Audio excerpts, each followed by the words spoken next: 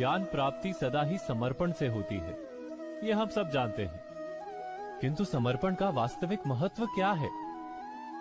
क्या हमने कभी विचार किया? मनुष्य का मन सदा ही ज्ञान प्राप्ति में विभिन्न बाधाओं को उत्पन्न करता है। कभी किसी अन्य विद्यार्थी से ईर्ष्या हो जाती है, कभी पढ़ाए हुए पाठों पर संदेह जन्मता है और कभी गुरु द्वारा दिया गया दंड मन को अहंकार से भर देता है। नहीं, क्या ऐसा नहीं होता?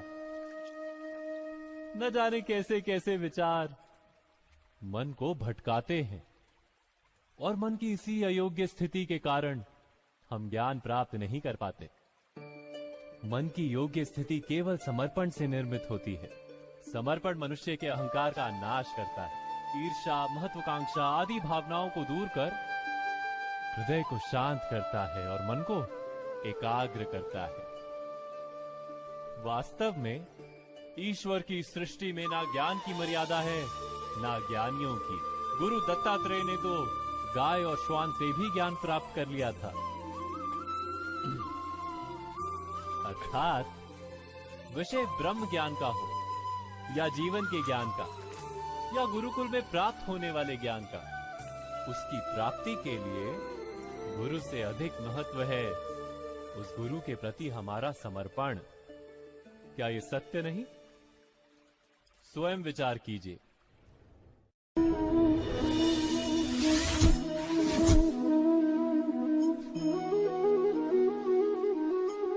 श्रेष्ठता का क्या अर्थ है?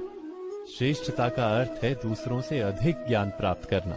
अर्थात मूल्य इस बात का नहीं कि स्वयं कितना ज्ञान प्राप्त किया, मूल्य इस बात का है कि प्राप्त किया हुआ ज्ञान अन्य लोगों से कितना अधिक है।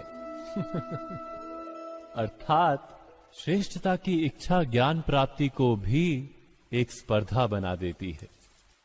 और स्पर्धा में विजय अंतिम कब होती है?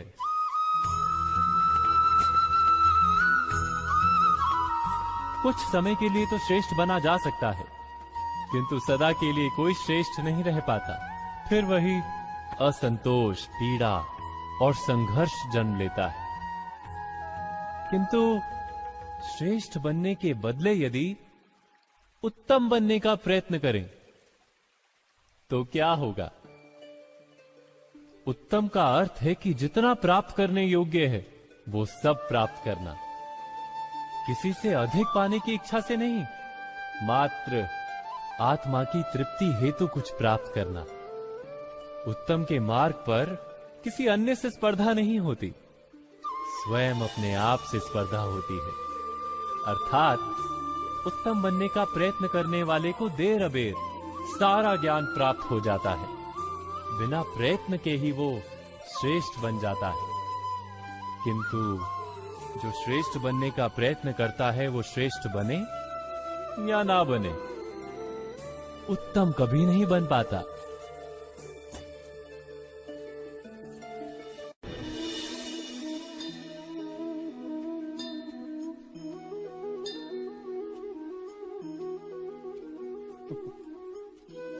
जब जब मनुष्य के सामने कोई विकट स्थिति आती है तो मनुष्य ईश्वर से प्रार्थना करता है, ईश्वर के समक्ष याचना करता है कि वो स्थिति से उभरे। किंतु इस प्रार्थना का वास्तविक रूप क्या है? क्या ये हमने कभी विचार किया है? प्रार्थना का अर्थ है अपनी सारी आशंकाएं, सारी चिंताएं, सारे संकल्प विकल्प, अपनी सारी योजनाएं ईश्वर के चरणों पर रख देना। अर्थात अपने कर्म का फल क्या होगा इसकी चिंता ना करके धर्म के अनुरूप कर्म करना, ईश्वर की योजना को अपनी नियति मानना, यही प्रार्थना है ना।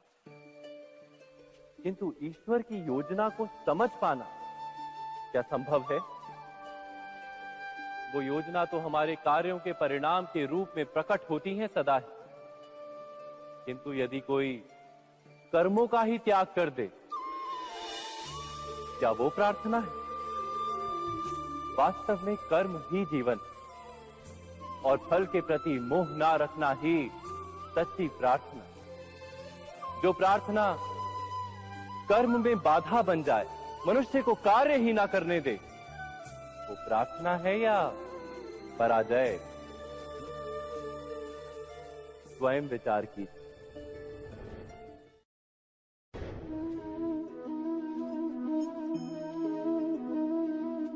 मनुष्य के जीवन का चालक है भय। मनुष्य सदा ही भय का कारण ढूंढ लेता है। जीवन में जिन मार्गों का हम चुनाव करते हैं, वो चुनाव भी हम भय के कारण ही लेते हैं। किंतु क्या ये भय वास्तविक होता है? विचार कीजिए।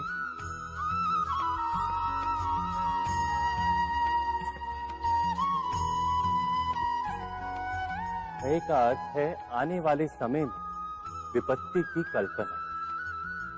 किंतु समय का स्वामी कौन? ना तो हम समय के स्वामी हैं, ना हमारे शत्रु या प्रतिस्पर्धी। समय तो ईश्वर के अधीन चलता है। तो क्या यदि कोई आपको हानि पहुंचाने के लिए केवल योजना बनाता है, वो वास्तव में आपको हानि पहुंचा सकता है? नहीं। किंतु भय से भरा हुआ हृदय हमें अधिक हानि पहुंचाता है। क्या ये सत्य नहीं?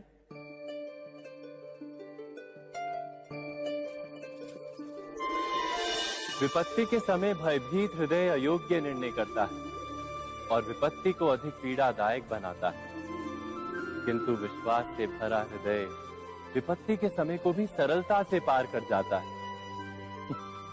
अर्थात जिस कारण से मनुष्य हृदय में भय को स्थान देता है, भय ठीक उससे विपरीत कार्य करता है।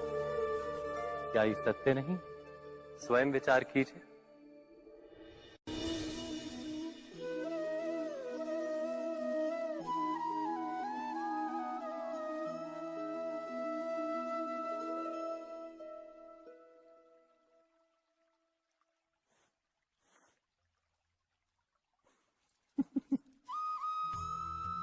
जीवन में आने वाले संघर्षों के लिए जब मनुष्य स्वयं को योग्य नहीं मानता, जब उसे अपने ही बल पर विश्वास नहीं रहता, तब वो सद्गुणों को त्याग कर दुर्गुणों को अपनाता है।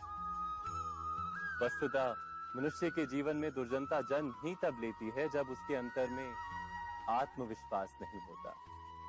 आत्मविश्वास ही अच्छाई को धारण करता है। ये आत्मविश्वास है क्या?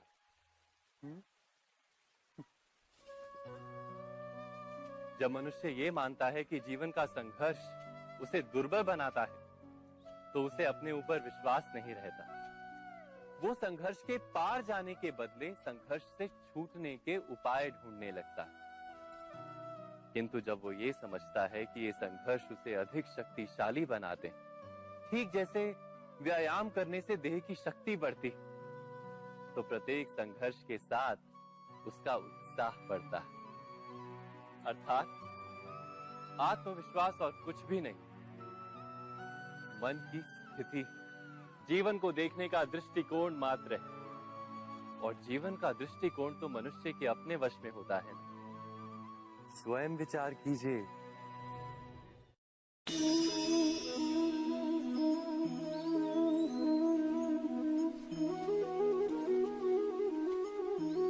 जब अपने किसी अच्छे कार्य के उत्तर में दुख प्राप्त होता है अथवा किसी को उसके दुष्ट कार्य में सुख मिलता है, तो मन अवश्य ये विचार करता है कि अच्छा कार्य करने का, धर्म के मार्ग पर चलने का तात्पर्य क्या है। पर दुष्ट आत्मा को क्या प्राप्त होता है, ये भी देखिए।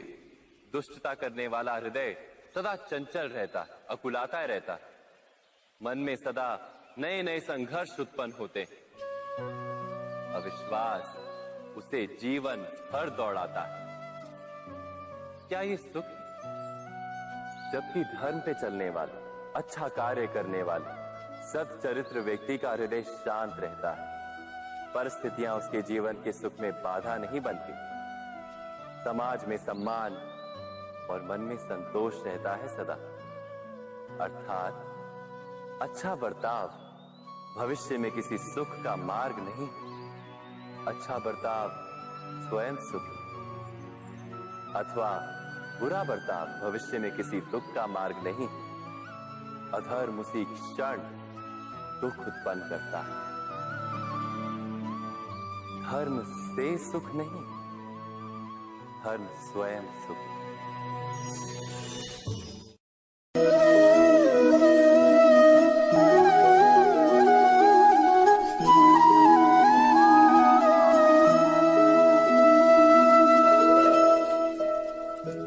जब किसी व्यक्ति को किसी घटना में अन्याय का अनुभव होता है तो वो घटना उसके अंतर को झकझोर देती।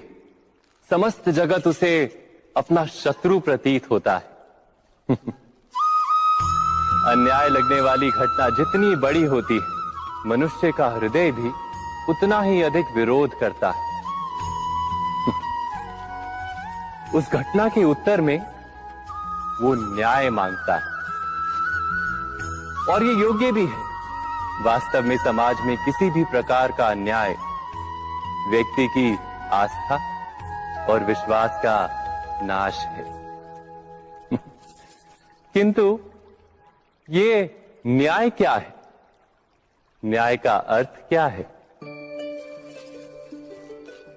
अन्याय करने वाले को अपने कार्य पर पश्चाताप हो और अन्याय भुगतने वाले के मन में फिर से विश्वास जगे समाज के प्रति।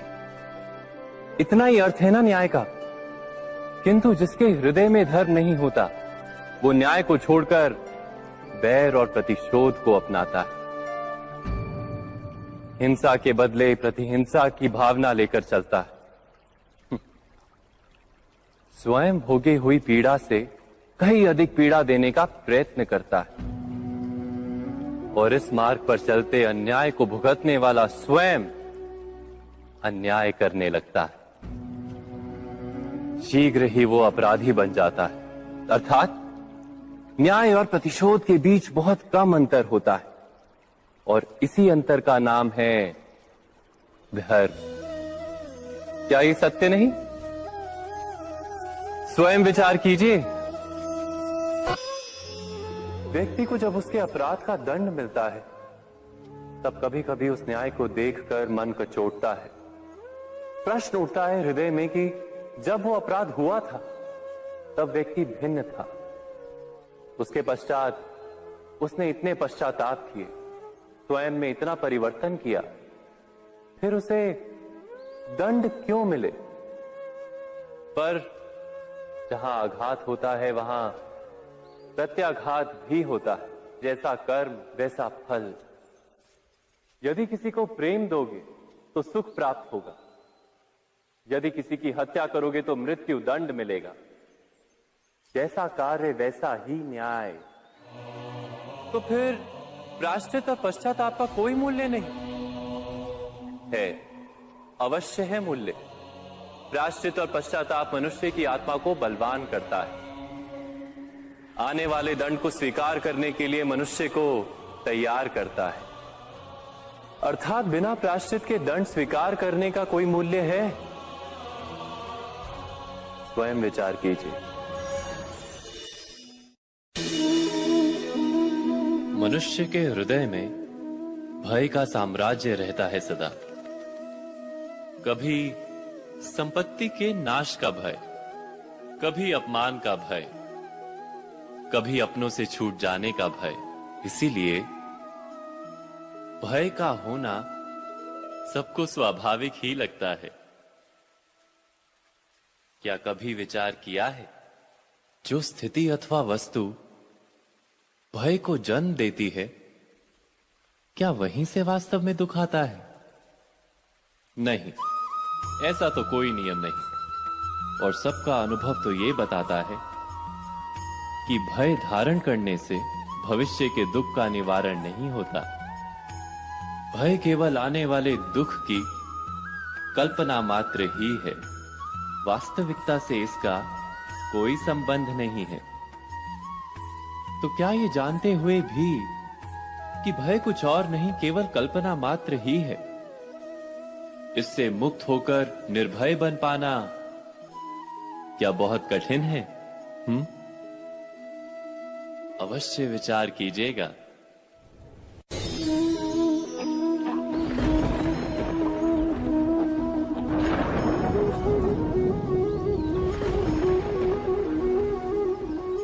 सपनों और पूर्वाभासों के आधार पर हम भविष्य के सुख दुख की कल्पना करते हैं। भविष्य के दुख का कारण दूर करने के लिए हम आज योजना बनाते हैं, किंतु कल के संकट को आज निर्मूल करने से हमें लाभ मिलता है या हानि पहुंचती है, ये प्रश्न हम कभी नहीं करते। सत्य तो ये है कि संकट और उसका निवारण साथ जन से, व्यक्ति के लिए भी और सृष्टि के लिए भी। नहीं, आप अपने भूतकाल का स्मरण कीजिए, इतिहास को देखिए, आप तुरंत ही ये जान पाएंगे कि जब जब संकट आता है तब तब उसका निवारण करने वाली शक्ति भी जन्म लेती है।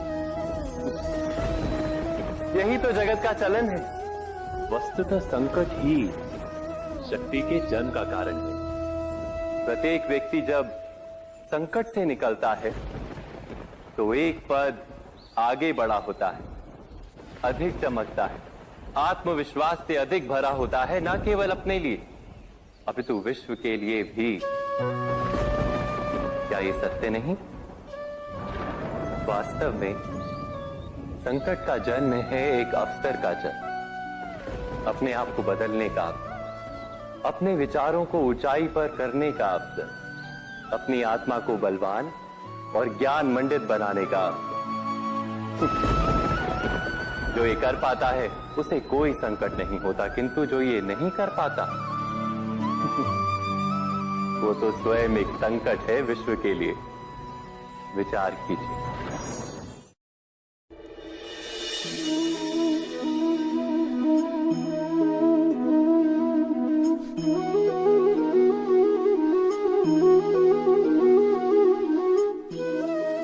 जीवन का हर क्षण निर्णय का क्षण होता है।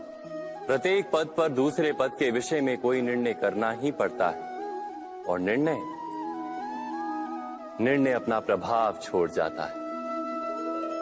आज किए गए निर्णय भविष्य में सुख अथवा दुख निर्मित करते हैं, ना केवल अपने लिए, अपने परिवार के लिए भी, आने वाली पीढ़ियों के लिए भी। जब कोई दुविधा सामने आती है तो मन व्याकुल हो जाता है, अनिश्चय से भर जाता है। निर्णय का वो क्षण युद्ध बन जाता है और मन बन जाता है युद्ध भूमि। अधिकतर निर्णय हम दुविधा का उपाय करने के लिए नहीं, केवल मन को शांत करने के लिए लेते हैं। पर क्या कोई दौड़ते हुए भोजन कर सकता है? नहीं। तो क्या युद्ध से जूझता हुआ मन कोई योग्य निर्णय ले पाएगा? वास्तव में शांत मन से जब कोई निर्णय करता है तो अपने लिए सुखद भविष्य बनाता है, किंतु अपने मन को शांत करने के लिए जब कोई निर्णय करता है तो वो व्यक्ति भविष्य में अपने लिए कांटों भरा वृक्ष लगाता है। स्वयं विचार कीजिएगा।